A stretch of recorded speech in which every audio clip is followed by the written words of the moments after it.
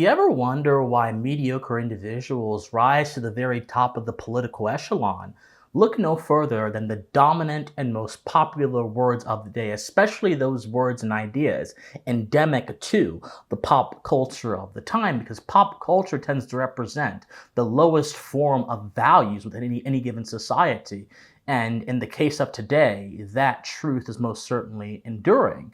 So in this video, we're going to actually explore how Kamala Harris and the progressives are weaponizing pop culture, particularly using this word brat as a means of galvanizing the youth to support them without actually offering anything substantive to give them. And we're also going to examine how pop culture, by its very nature, can be used to these ends and why this spells a significant crisis for those of us who wish to preserve the republic. But before we get into all that, my friends, I hope all of you are doing well tonight. I am Christian Watson. If you enjoy political and social commentary with a philosophical bent, then I must implore you, please like, share, comment, subscribe, do whatever you can. Even if you disagree with me, I am not building a cult. I am building an army of thinkers that will hopefully be part of the effort to restore our republic to what it should be, what it should have always been, as opposed to what it is now. So please like, share, comment, subscribe. If the spirit moves you, you are free to give a donation as well, but I don't expect that of all of you.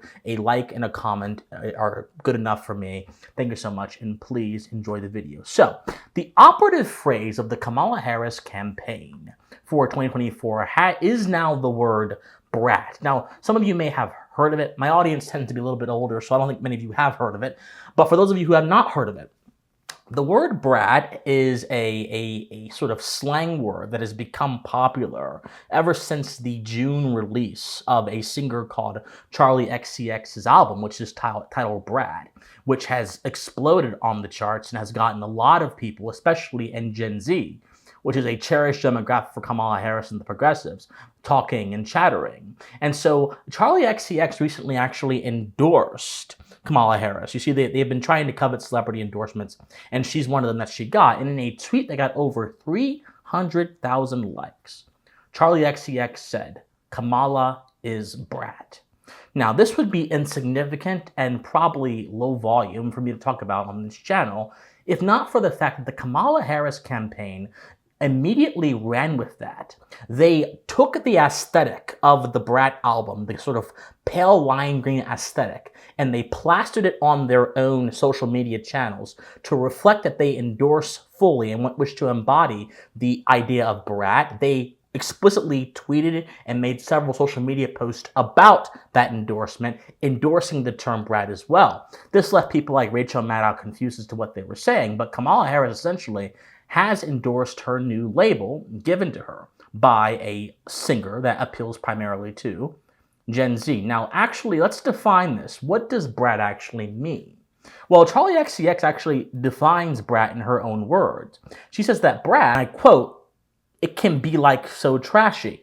Just like a pack of cigs and a Bic lighter, like a strappy white top with no bra. That's like kind of all you need." So for Charlie XCX, a brat actually is this vision of a woman that is in this kind of strappy clothing, that smokes, that does so many bad things and has so many bad habits that it's almost laughable. So in other words, it conveys so many bad habits in one single word than a paragraph could convey. Brat is also defined as a girl who is a little messy and likes to party and maybe says some dumb things sometimes, who feels herself but maybe also has a breakdown, but kind of like parties through it, is very honest, very blunt, a little bit volatile, like does dumb things. But it's brat, you're a brat, that's a brat.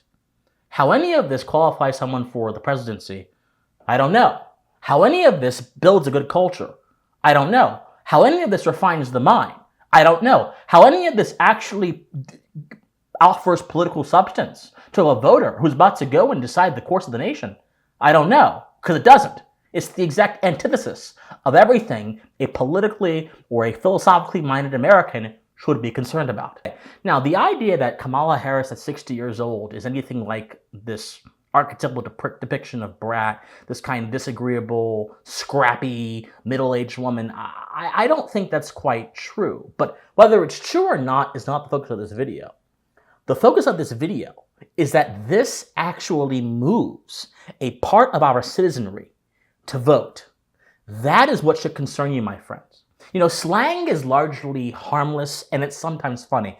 Every generation has their own version of slang, and so that's not significant in itself. But when it is enough to mobilize an entire section of the electorate, in this case younger voters, in this case Gen Z, to support someone on the basis of how adept that candidate is, on adopting their own lexicon, on adopting these sort of mediocre pop culture phrases that convey nothing but vacuousness, and to the extent that they do convey something, it conveys bad habits, that is concerning, and it shows that we have a crisis at hand. It shows that there is a crisis of a loss of rational thinking, coupled with a misunderstanding of political values, conflated with social values. Brat, or any other pop culture term, is a social value. And one of the biggest crises we have in American politics is a misunderstanding, a conflation between political values and social values. Social values are that which contain and which concern the private realm of society, the family, the individual, his community, things of that sort. Political values are those which operate in the understanding of how power should be wielded in the process of governance. But when society and politics become indistinguishable, which is the totalizing worldview of the progressives, and unfortunately their project has marched society into becoming undistinguishable from political power, which is one of the reasons why managerialism is so bad, because all of these departments within the government represent an extension into American society, and therefore a loss of freedom, and therefore a loss of independence, and therefore a loss of society. When these two things become mixed together, you lose all sense of distinctions, you lose all sense of reason, and you lose all sense of being able to actually grapple with the issues at hand, because your thinking is muddled. And that is one of the reasons why I think this Brat phenomenon, as it relates to Kamala, is actually very, very, very concerning. So when you mix appearances, because ultimately Brat is not just a statement about personality, it's a statement of aesthetics, how something looks. It's a kind of image conveyed. When you mix appearances with substance, you commit a category error that has consequence for how people perceive certain things and how they comprehend certain things as well. If we are talking about the governance of a country, answer me this. Why should someone's ability to appear hip or to embrace some aspect of pop culture be at all relevant? We are talking about the ability to uphold the Constitution, which requires understanding of ethics and morality and history. We are talking about the ability to govern an entire branch of the government, the executive branch, which includes the military, which includes a lot of different responsibilities. How does this have to do with, again, being hip or cool or culture? We are talking about so many different duties that have nothing to do, ultimately, with the sensibilities of those in pop culture, and yet pop culture is the panacea, kind of what some people see in order to move their vote. Now, let me remind you, this is not unique to Kamala. Oprah Winfrey is largely credited with getting Barack Obama across the finish line in the 2007-2008 Democratic primary by endorsing him over Hillary Clinton. What political wisdom does Oprah Winfrey have that her endorsement should be so powerful? It wasn't any wisdom that Oprah had that made her endorsement powerful. It was her celebrity. Once again, pop culture, social values mixed with political values, and that being used to galvanize a citizenry towards a political decision. When a citizenry is galvanized towards politics on the basis of appearances, they cannot understand the issues that confront their society, and they cannot make wise political choices. This Brat phenomenon is just an extension of that. And by the way, this Brat phenomenon kind of represents something else as well. It represents the sheer level of stupidity that has happened to degrade our culture. It represents the sheer level of stupidity that these things that don't require much thought, that may arise a chuckle out of us, that may arise even some kind of amusement out of us, have now become our standard of value for so many things. And just beyond the idea of Kamala, think about reality TV and how many Americans spend their time, historically have spent their time, watching that kind of stuff, pouring their energy into that kind of stuff. Think about so many other things in society that represent the same kind of trend. There is a devious concern with the dumbing down of a culture, especially when you have a culture that upholds a kind of political order. See, people don't understand that America was conceived as a classically Republican society. Classically Republican societies have a minimalistic political framework. That means the government is meant to be restricted to a very narrow set of practices because the society is supposed to be self-governing, sovereign, and self-reliant. But in order for a society to be self-governing, sovereign, and self-reliant, a society must have virtue.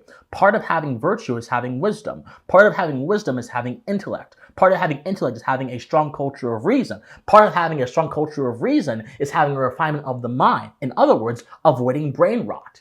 And yet this Brat nonsense is pure brain rot. Letting celebrities direct your political decisions for you is pure brain rot. The cultural base for our classically Republican society has been blown up and replaced with emotional sensibility. That is a problem. The idea that calling Kamala some hip name that conveys bad things should be a reason to vote for her, or a reason to support her, or a reason to get votes, that presents the problem of the loss of the classically Republican virtue of intellect in its replacement, of course, with these mediocre concepts. So what is the solution? This is obviously a very startling problem. It's a problem on a societal level. It threatens the classical Republican nature of America. It's a problem on a political level. It confuses political values with social values and therefore confuses wisdom. It's a problem on a moral level. It reduces matters of substance and gets rid of them and puts them away from our field of view. It's a problem on so many different levels. Well, the solution is to refuse to legitimize these terms, whether it is brat or any other low-volume term used in politics, weirdo, or whatever. When they are used to justify someone's existence in the political realm or their candidacy, you must reject them. And you must instead demand substance. I don't care if you are Brat. I care if you are smart. I care if you're a patriot. I care if you're dedicated. I care if you care about our country. I care about what your values are. I care about what your policies are. In the case of Kamala, she has no stated policies. That's a different story, different day. I care about what you represent on a civilizational level to the future of my country. And I've gone on this channel time and time again about what Kamala represents to our country on a civilizational level. I've talked about it, and there are videos about it on my channel. I would encourage you to check it out. And she represents the rejection of the Constitution, the rejection of American traditions, the rejection of American philosophy and its replacement with a progressive order that prizes using power for one's own purposes over using power for the morally righteous purposes that we are known to have in this country, as justified by our 270-plus year history. That's what she represents. And yet all that can be glossed over in the name of Brat. This may seem silly, but it's not silly, my friends.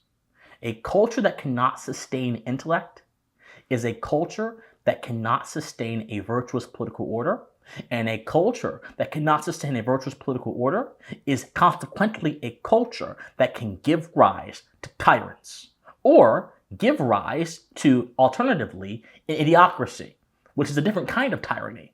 It's a kind of tyranny, it's a different story, different day. But in either case, those are not desirable outcomes. We must save this culture from the mediocrity that has been imposed upon it by the idols that in many cases, we have all erected to give us some kind of value in life. What does a musician, this woman, Charlie, who's a musician, they're a musician, that's why they're popular. What does a musician add to your life that you can add for you? Music should augment your life. It shouldn't give you something that becomes such a massive consideration in your values. Music shouldn't be something that changes or shapes your values. It should simply enhance what's already there. But the problem we have in our culture today is that so many celebrities become, in essence, a part or a guiding voice in our values, as opposed to enhancing a culture that already had strong values. There are several issues at play here, But most importantly, my friends, we must demand substance, we must eschew hipness, we must eschew vacuousness, and we must demand more from the greatest country in the world, and the culture which is supposed to sustain that country, which unfortunately has found itself lacking. So I don't care about Brat. I don't care about any of that. I care about what you stand for and the foundation upon which you stand for. And if those two things are not good, then you can be anything. You can be Brat, purple, pink. I don't care. You are not fit for any political office in this nation. That's my message. All right, my friends, thank you so much for watching. Like, share, comment, subscribe. Do whatever you can to get this message out there. My friends, please, if you want to help me out, you can share the video as well. You can donate to me if you want to. All that's in the comment section down below. My friends, study history, study philosophy, remain morally convicted, and please stay pensive. Bye.